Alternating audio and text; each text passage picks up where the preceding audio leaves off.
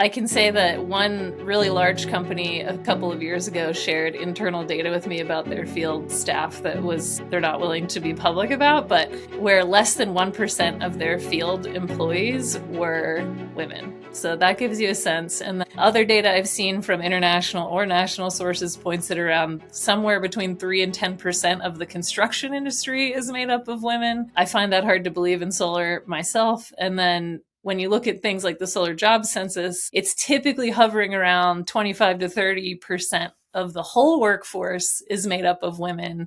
The Clean Power Hour is brought to you by CPS America, maker of North America's #1 three-phase string inverter, with over 10 gigawatts shipped in the U.S. The CPS product lineup includes string inverters ranging from 25 kW to 350 kW. Their flagship inverter, the CPS 350 kW, is designed to work with solar plants ranging from 2 megawatts to 2 gigawatts. CPS is the world's most bankable inverter brand and is America's #1 choice for solar plants, now offering solutions for commercial, utility, ESS, and balance of system requirements.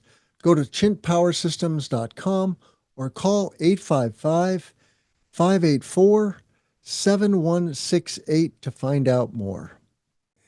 Hey guys, are you a residential solar installer doing light commercial but wanting to scale into large C&I solar? I'm Tim Montague. I've developed over 150 megawatts of commercial solar, and I've solved the problem that you're having. You don't know what tools and technologies you need in order to successfully close 100 kW to megawatt scale projects. I've developed a commercial solar accelerator to help installers exactly like you. Just go to cleanpowerhour.com, click on strategy, and book a call today. It's totally free with no obligation. Thanks for being a listener. I really appreciate you listening to the pod. And I'm Tim Montague. Let's grow solar and storage. Go to Clean Power Hour and click strategy today. Thanks so much. The clean energy industry is moving fast. The deals are getting bigger, the technology is evolving, and the stakes have never been higher. Welcome to the Clean Power Hour, the podcast for solar, storage, and microgrid professionals who want to stay ahead of it all. Each week, your host, Tim Montague, industry advisor and president of Clean Power Consulting Group, brings you unfiltered conversations with the leaders actually building the energy transition. Now, here's your host, Tim Montague. Today on the Clean Power Hour, women in solar construction. My guest today is Riley Neugebauer. She is the founder of an organization called Solar for Women that is helping women get into the trades, becoming electricians and installers, and starting to level the playing field, I hope, because our industry has somewhat of a gender problem. But welcome to the show, Riley. Hi, Tim. Thanks for having me. Pleasure to meet you and learn about your initiative. You are a very established solar professional in the Southwest. You're in the Colorado, New Mexico, Arizona, Utah, Southwestern market. And construction, my son was a solar installer for the first 2 years of his career in the solar industry. So I've seen and heard the horror stories, you know, being out there in the elements, and I'm no stranger to solar construction sites myself, but it's not for everyone. You're out there in the elements. It's cold, it's windy, it's rainy, it's muddy. You're on steep roofs sometimes if you're doing residential, or many commercial buildings have sloped roofs. So it's not for the faint of heart. But Riley, in a few words, what is the problem and why have you created Solar for Women as a solution to the problem? Yeah, thanks for asking the question. I think that I do want to say, just to your point, that it is definitely not the job for everyone, and I don't promote that idea either. It's got to be a good fit. But I feel that right now, women and girls are just not sort of provided the same career exposure and opportunities to the trades as men. That's partly because of cultural things. That's partly because of how the trades are stigmatized in K-12 education, especially for girls. I think that there's not a lot of welcoming places for women to sort of get access sometimes, because for them to just walk onto a job site and feel comfortable is maybe not so easy.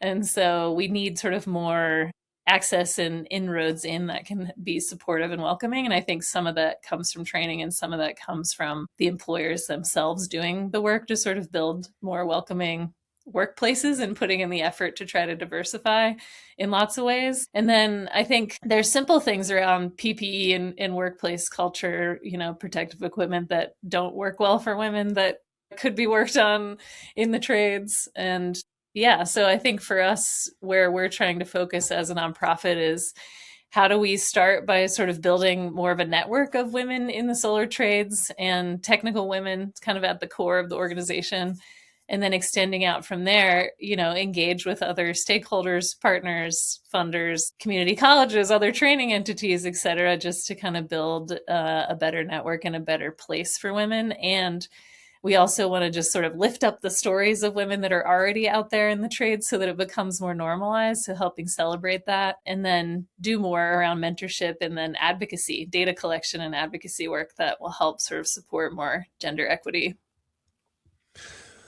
I love all of this.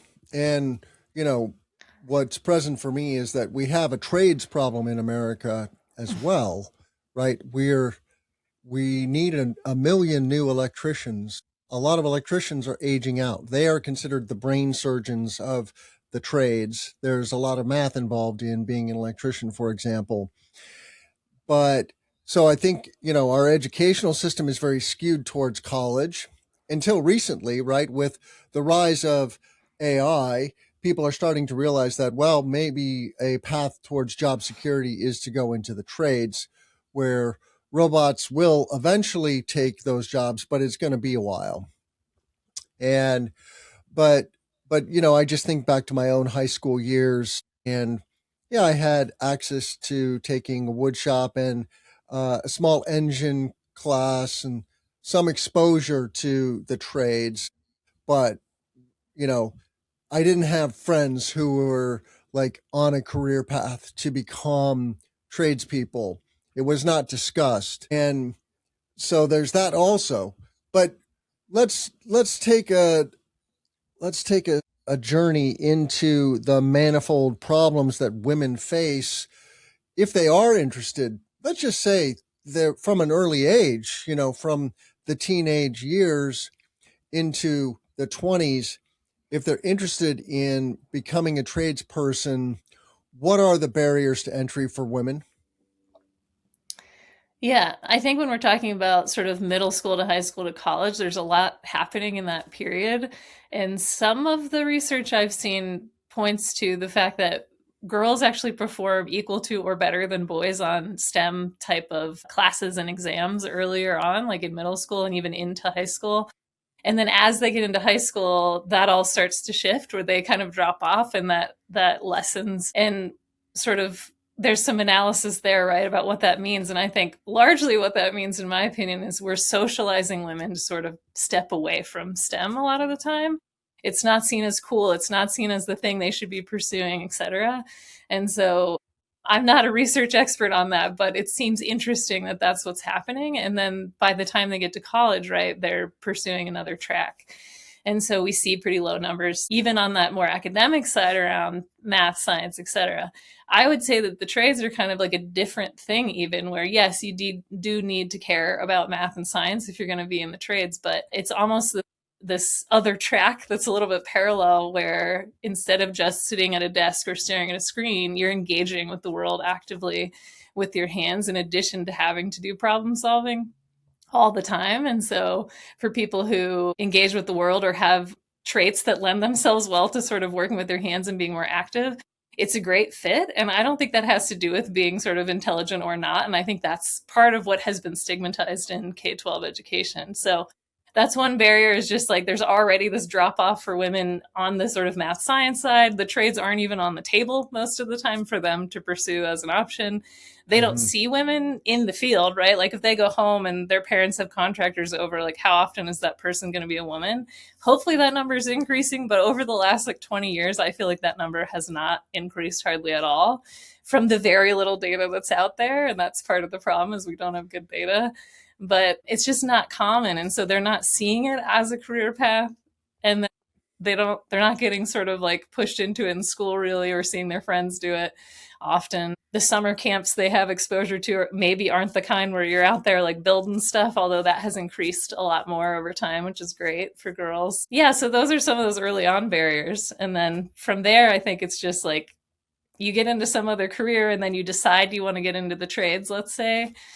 Like, how do you go about that if you don't have any exposure and you don't have any friends that do it, and you look around and it's like all these guys and it's a bunch of men leading it, and it seems kind of abrasive maybe, and a little bit like sink or swim mentality, and that's just not, that doesn't feel good to most people, but it's not something women are particularly interested in, I don't think. So So let's fast forward now and talk about the solar installation profession and companies. You work for Unirac in technical sales and training, helping installers learn various and sundry racking products from Unirac, but you're out there working with installers in the field.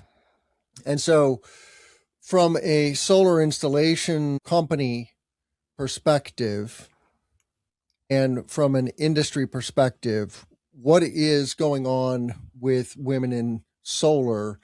What percentage of installers and electricians and laborers are women in the solar industry today?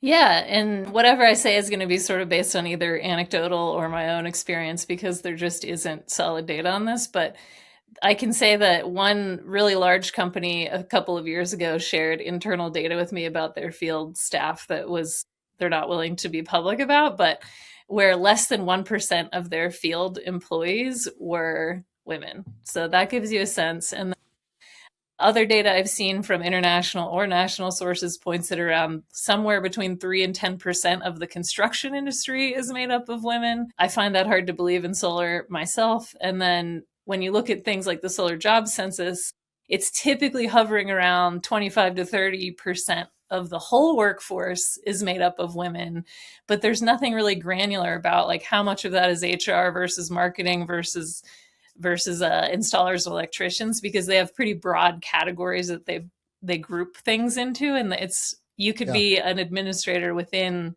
project management and not still be a technical person. So it doesn't really give me any great insight. But when the whole industry is only a quarter to a third, and I think the construction side's more like 1 to 3%, then we have a lot of room to grow there, you know? I worked for a big electrical contractor in the Chicago area for 4 years, and I didn't meet a single female electrician in that time. We had some project managers that were women, for sure. They were a minority, maybe 10 to 20% of the PMs were women, but literally zero of the electricians that I ran into. They had 100 electricians. It was a big company. So if so there's clearly a opportunity. Women, at the University of Illinois, it's very interesting. Major engineering school, top 5 engineering school. More than 50% of the engineering students are women at the University of Illinois now. So women are thriving in STEM in university settings. It's not necessarily translating into the labor force, and that's, I guess, one of the challenges and opportunities. But how do you approach this at Solar for Women? What is the paradigm, so to speak, that you have identified, and what is the path forward to incentivize and help more women get interested, and then help more companies create a woman-friendly work environment? Mm-hmm. Yeah, I have a lot of ideas, and I think some of that's captured in our our kind of vision for long-term outcomes. But because we're so new, I wouldn't say that any of us have like the explicit solution, but I think that we have a lot of a sense of it. And so, for example, to name another entity that's doing a lot of this, Grid Alternatives trains a lot of women. A lot of the women I know in the solar construction workforce came out of Grid's programs, and I think it's because they do a really good job of training with a diverse staff that they themselves have doing the training that sort of demonstrates this diversity piece and equity piece that makes it welcoming, and they do a good job of training from the ground up so people with no experience can get access to tools and things and feel they can build their confidence. So them plus Remote Energy also has a lot of women focused programs. SEI has some women's lab programs where it's taught by women for women. Remote Energy is similar. Remote has done a lot of work overseas as well and done a lot of training of women in places like Kenya and other parts of Africa and had a lot of success. So I think we have a lot of examples to point to that show that if you can offer spaces that are welcoming and led by women and are for women, you will build a better network and you will get these people out into the workforce. Do I have exact stats on the people coming in versus the people that end up in the workforce? No, some of those organizations might, but I know from attending some of those things and from seeing the people who are out there and where they came from, that these are success stories. So I think that's pretty established as a thing that is a good idea. And then as far as how to work directly with employers, I think that's a big question, and one that women in trades organizations across the country, like Chicago Women in Trades, Vermont Works for Women, et cetera, have been doing this for years, where they do things like gender equity workshops with employers to help them learn, like, how do you create a culture that's more diverse and more welcoming to women? And that can include things like, do you have women in leadership? Do you have women in the organization in these roles that you hope to diversify? And if so, how do you tell those stories, and how do you even make sure that, like, don't fake it, but does your marketing even show any women doing any of the things at your company? And if not, maybe that's a problem. And so how do you sort of live it, but also tell the story about it, so that those who are external to your company that might want to work there, when they look at your website or they look at your materials, they see people that look like themselves that want to work there, and feel more drawn to it. So that's part of it. I think things like employee resource groups can help. Like, how do you build these kind of affinity groups within your company that help whatever that more marginalized group might be to have ways to connect and have direct access to HR or whatever is needed to kind of create more support networks. I think that's important. I think mentorship is really important. Does that always have to be like a woman with another woman? No. I've had a lot of mentors on the electrical side. I have my electrical license in Colorado, my residential license that I got while I was at Namaste Solar a couple of years ago. And I would say partly because there just aren't that many women in the field, most of my mentors on the electrical side were men, right? That were crew leads and already had their license and had the patience to work with me. It's not that I think you only can learn from other women, but I think by having more women and building that pipeline and creating mentorship that feels welcoming, that's really important. Yeah, I totally agree. It's a both and, right? You need women at all levels and positions to help create a woman-friendly environment. I'm also thinking about how the world in general just like isn't necessarily friendly to things like being a mother. It's not that friendly to being a father, but it's even less friendly to being a mother. Construction work tends to start at 7 a.m. in the morning, and you're trying to get the kids off to school. What if you're a single mother? How does that work logistically for you? And so I think that society is going to have to make some accommodations and be more flexible. That could definitely be a barrier to entry. But the Clean Power Hour is brought to you by CPS America, maker of North America's #1 three-phase string inverter, with over 10 gigawatts shipped in the U.S. The CPS product lineup includes string inverters ranging from 25 kW to 350 kW. Their flagship inverter, the CPS 350 kW, is designed to work with solar plants ranging from 2 megawatts to 2 gigawatts. CPS is the world's most bankable inverter brand and is America's #1 choice for solar plants, now offering solutions for commercial, utility, ESS, and balance of system requirements. Go to chintpowersystems.com or call 855-584-7168 to find out more. Who is your target audience? Let's talk about that. Like, when you think about, okay, you're creating a beacon now, of information and, developing relationships with installers and industry groups but who are you trying to get into the organization and how are they engaging with you?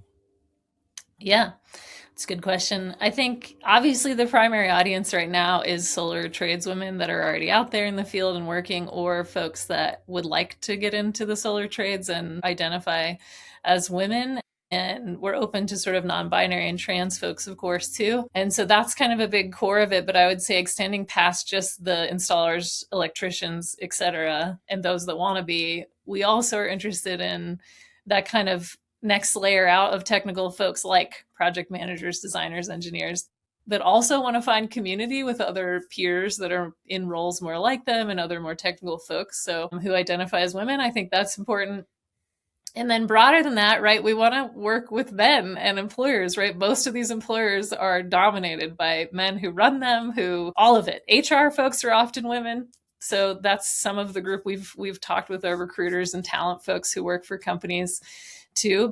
But in terms of employers that want to maybe shift their culture or do a better job of recruiting a more diverse workforce, either because they see that as we just need more bodies in the door, and so therefore we need to open up our doors to more people and figure out how to do that, or because they see diversity as equaling better financial outcomes and better like harmony within the workforce, leadership, et cetera, like whatever the reason, which I think there are many reasons, then those folks would be great to work with too and talk about. I think one of the key audiences that I would like to talk to more now, while we're so new and trying to find funding and all those things and don't have a lot of capacity, would be how do we share some case studies of the employers who are already doing it? Who's out there that has a diverse workforce that wants to talk about why they care about it, what they've seen as a result, and how they did it, so that other people could learn from them and start to build a little bit of a learning community within employers, I think would be helpful. And then build out more of the programmatic piece down the road of like, okay, you want to get there, let's work together to figure that out. And then beyond that, I think the audience is, mission aligned partner organizations, it's the media, it's other employers, it's education entities, it's contractors, it's any industry partners and manufacturers that are interested in this. Yeah, it kind of just extends out. I think of the nucleus as these solar tradeswomen, and then you just like ripple out from there with a lot of other stakeholders that matter. So let's talk about the existing success stories yourself. How did you get interested in becoming a solar installer and electrician? And what are the stories that you're learning about talking to other women who are already established in the trades in our industry? Sure. So I was interested, I went to school. I got a bachelor's degree in environmental studies from Allegheny College in Western PA, where I'm from originally.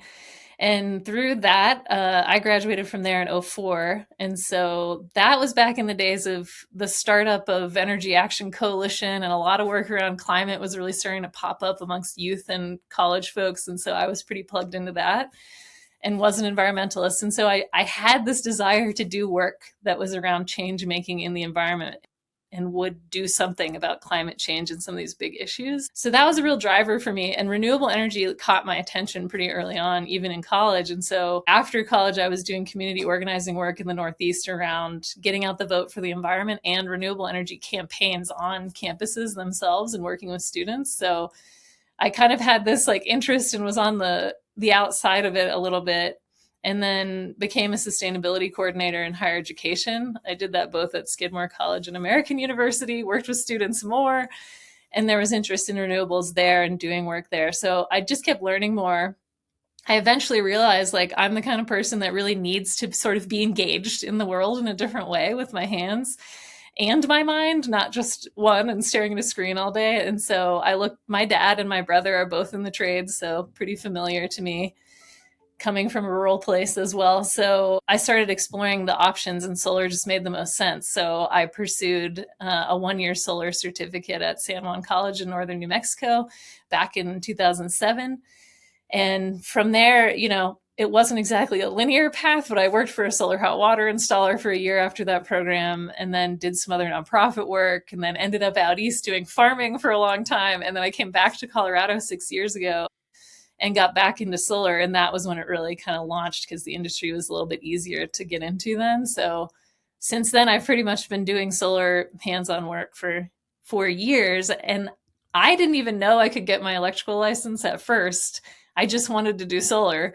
So I started on the solar side, and then an electrician that was subcontracting with the place I worked recruited me to come work for him, kind of filled me in on how that worked, became an apprentice, started doing whole house wiring and solar, and then eventually went to Namaste, where I was able to just focus full time on being an installer and get my residential license. So yeah, I mean, that's the journey for me. It's very fulfilling to be out in the field and work on a team that works well together and build something that you physically see in front of you. And I'm not afraid of heights on the roof and all that. So it worked for me. But other women, I would say, oh, go ahead. I would guess having exposure as a child to the trades, like the fact that your dad was in the trades, was somewhat of a foundation for you. But you're obviously a very capable, intelligent person, and you could probably do anything you want to do. But becoming after an academic career, I mean, working at several universities, and then becoming a field installer is like so different. But I'm just curious, like, what were the challenges that you had to overcome to achieve that success?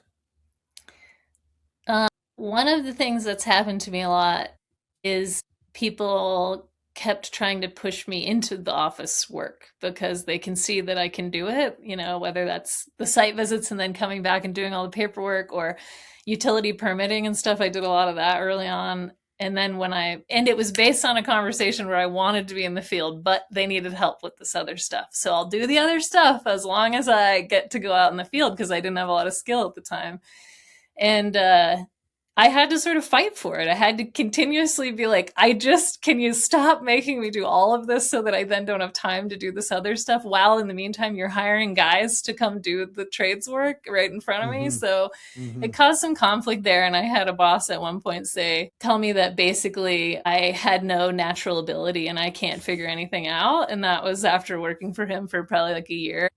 Wow. And him hiring 2 guys. And it just felt, it was incredibly disempowering, and it's really hard because you already have some amount of imposter syndrome and don't feel like you fit in and feel like people are staring at you. And so that was probably one of the hardest things that happened, because I was just so passionate about trying to make this happen, and take pay cuts and know that I'm not making the money I could be if I was out doing academic things, but also knowing that this work is more fulfilling for me and that there was a path that I could see where it would bring me a certain amount of success financially, potentially too. So anyway, all that to say that was really hard, but I left that company and I went on to places like Namaste that were much more supportive and really helped me achieve the goals I wanted and made me feel like I could do it, and had mentors. And so I think that made a big difference. But yeah. I have friends, to your question earlier, who are single moms who are in the trades. And I think they have found places to work that have been more flexible. For example, if you're on Resi Solar crews, often you go to the shop, you get the van loaded, and then you go to site. And there's often like an hour caught up in that. Maybe not that much, depending on how far you're driving. But if the company can say, okay, we know you have kids, we really value who you are and what you bring to the table, or we want to diversify, et cetera, some of them are allowed to show up at the site, not come to the shop first thing in the morning, because the other 3 people can do that, So it's like there are ways to make this work for people, but companies do have to be willing to kind of help a little bit. It occurs to me that there are kind of 2 factors here that we're trying to marry. We've got companies and the profile of companies. You mentioned Namaste being more friendly to females in general. And I think that's very important, right? How companies see the world. And we have a labor shortage in the United States. So we want to figure out new and better ways to adapt and adopt to the circumstances. And then there's the individuals. And I'm curious on both sides, when you think about the profiles, because I have this paradigm of there are 1s, 2s, and 3s. The 1s get it. The 2s will get it with some education, and the 3s are never going to get it. Move on. Focus on the 1s and 2s. 1s and 2s as companies, 1s and 2s as individuals. And, I think of okay, if you're a tomboy, for example, you like playing outdoors and you're more rough and tumble than maybe the average woman, that's a sign, that's a personality trait. If you like working with your hands, if if you like building things, if you're very interested in being in that part of the world. So, but when you think about this, like what are the profiles that you see for success? Because not everyone's going to, you can't just willy-nilly say, oh yeah, we're just going to take 10% of our women and push hard on them to become tradespeople. There's some DNA, I think, in these people that makes them more likely. For example, athletics too occurs to me. If you're an athlete, you're already out there being physical on the field, and that translates to some extent into construction. Yeah.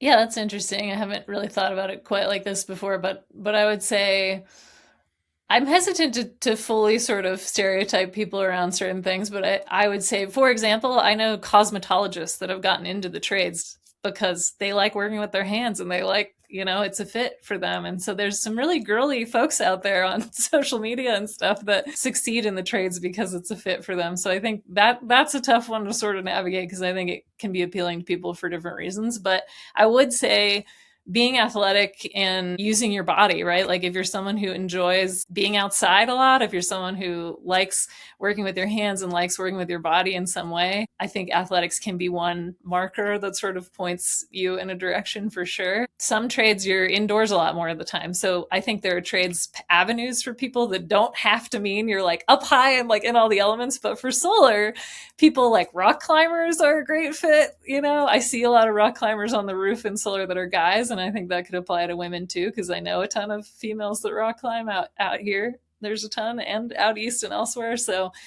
that's one. So yeah, the athletic piece, the outdoor piece.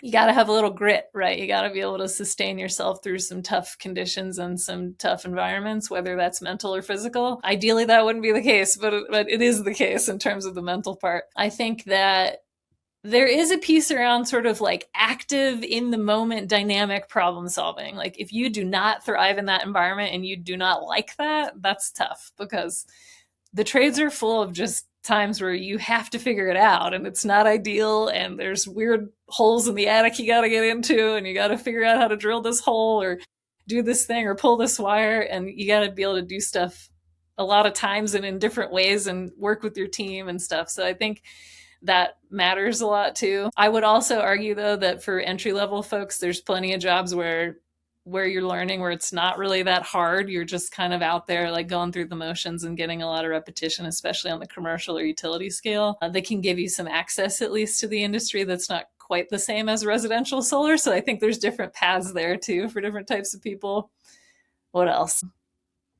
I think you have to have a little bit of a risk tolerance that's higher than maybe the normal person, not just because of the heights, but because of electrical. Like if you're going to go into electrical work in any way, it's not that you're being dangerous, but like it's just inherently a little bit more dangerous than other things, than some of the other trades. But you're using less like saws for cutting, so in some ways it's safer, and in other ways it's a little bit more dangerous. So, yeah, just thinking through if you're going to pursue the trades, why one thing over another might be more appealing to you.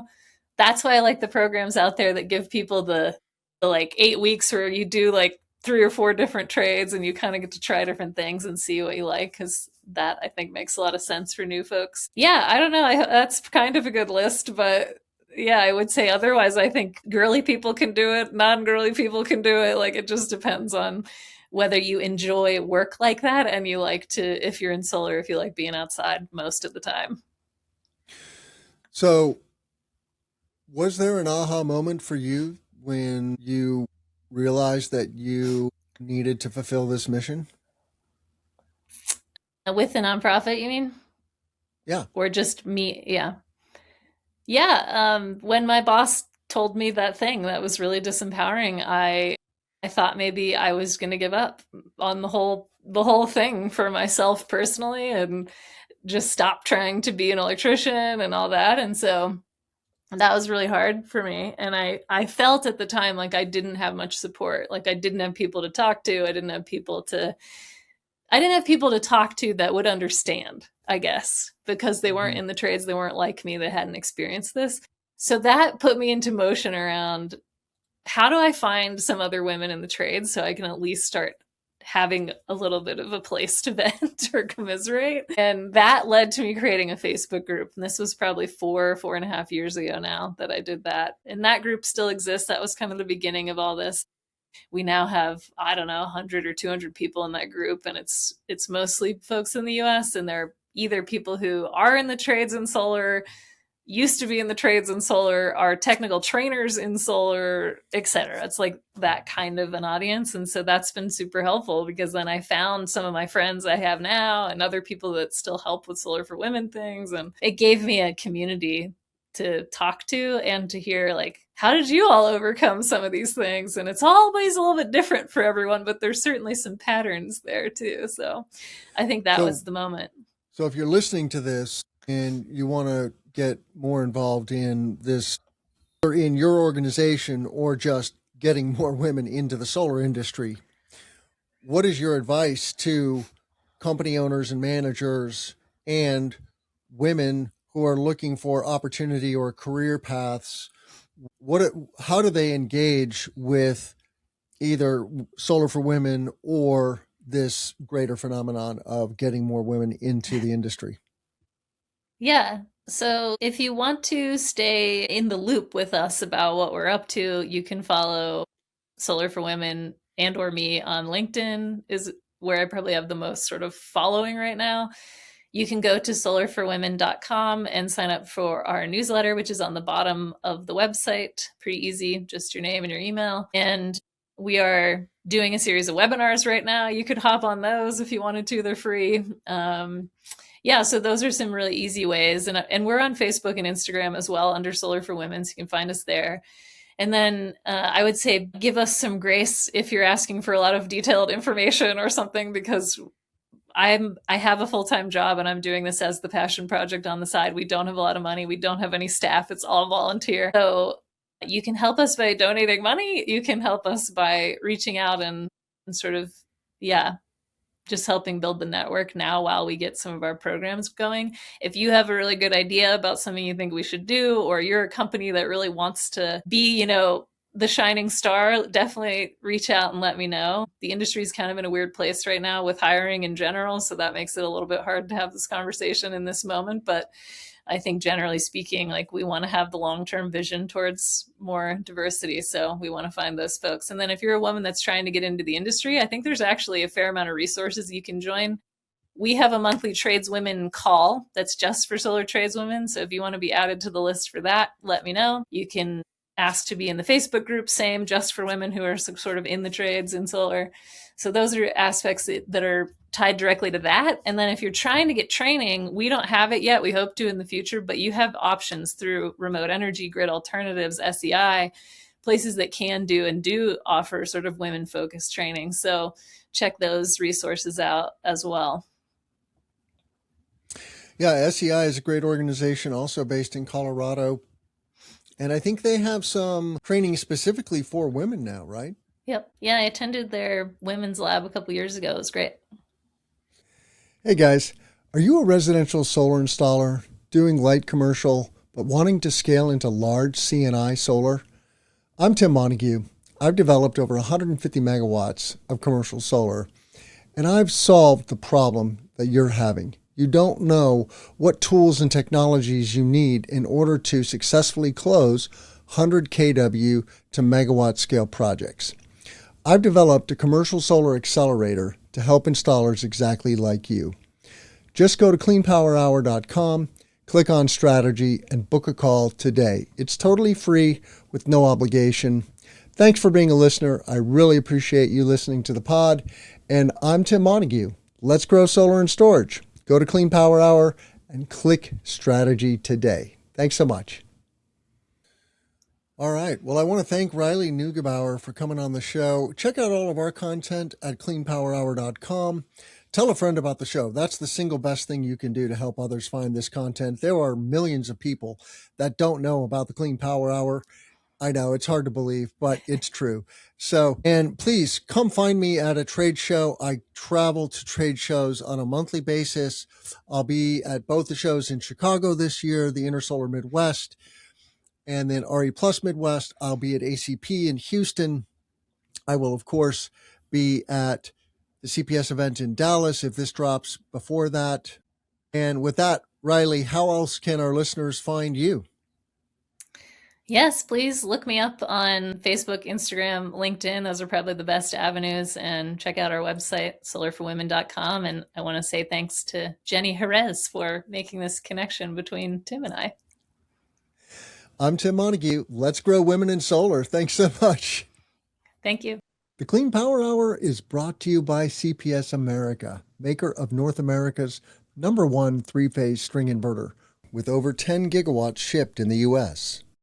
The CPS product lineup includes string inverters ranging from 25 kW to 350 kW. Their flagship inverter, the CPS 350 kW, is designed to work with solar plants ranging from 2 megawatts to 2 gigawatts. CPS is the world's most bankable inverter brand and is America's #1 choice for solar plants, now offering solutions for commercial, utility, ESS, and balance of system requirements. Go to chintpowersystems.com or call 855-584-7168 to find out more.